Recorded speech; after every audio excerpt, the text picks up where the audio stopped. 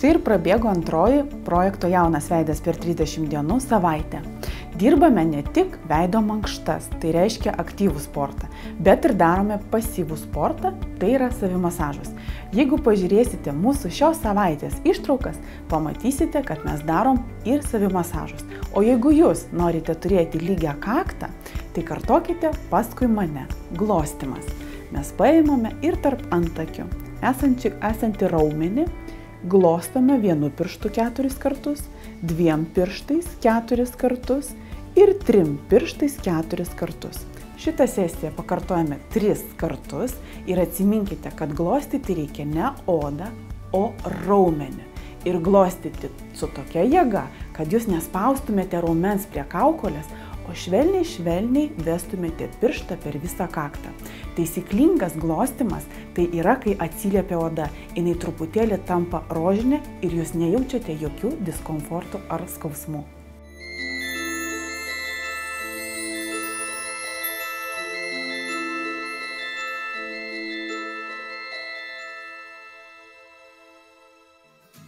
Kaip tik ieškojau kažko tokio, kas galėtų padėti nueiti toliau nuo adatos. Netgi tokios mintis buvo. Ir iš tikrųjų man tai atradimas yra. Atradau tokius savo veido pojūčius, kurių anksčiau niekada tikrai neteko net jausti, nes tai yra tas pats, kas kūnas treniruoti. Jeigu tu kūną treniruoji, tai ir veidą reikia nuolat tą daryti, kad tą palaikyti. Tempimas yra pačios odos, toks atrodo, kad kažkas būtų kaip išvirkšta, bet tai neišvirkšta, papūsta truputį. Po savaitės jau pasijautė, kad sėdžiu darbe ir pagaunu save, kad jaučiu lyg žandai, kad pasitempia žandai tokie.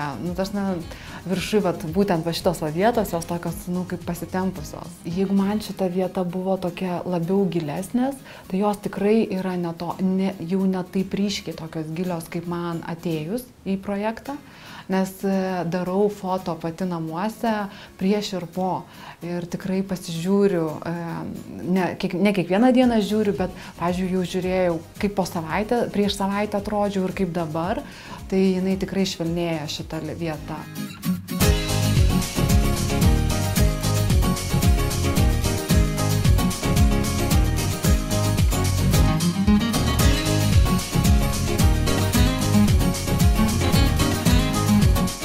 Kas yra geriau, ar savimasažai, ar mankšta, tai sakyčiau, kad turėtų būti ir mankšta, ir savimasažai. Savimasažas tai nuramina, kaip sakau, dar labiau viską išlygina tai, ką per mankštą tu užpompuoji, kaip aš sakau, kaip raumenys būna. Sportuoji, tu juos įpompuoji ir po to tiesiog jie tokie kieti, kad jiems reikia tokio truputį relakso, kad jie formą įgautų. Tai aš suprantu čia lygiai tą patį.